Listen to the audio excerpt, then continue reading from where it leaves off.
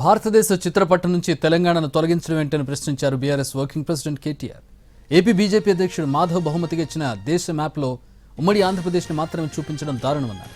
దశాబ్దాలుగా తెలంగాణ సాంస్కృతిక గుర్తింపు కోసం, చరిత్రలో స్థానం కోసం పోరాటాలు చేశామన్నారు.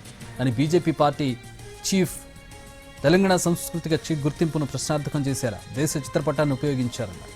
ఇది అనుచితమని, తెలంగాణ చరిత్రను తొలగిస్తే ఇక తామెవరు అంటూ ప్రధాని మోదీకి ట్వీట్ చేశారు కేటీఆర్.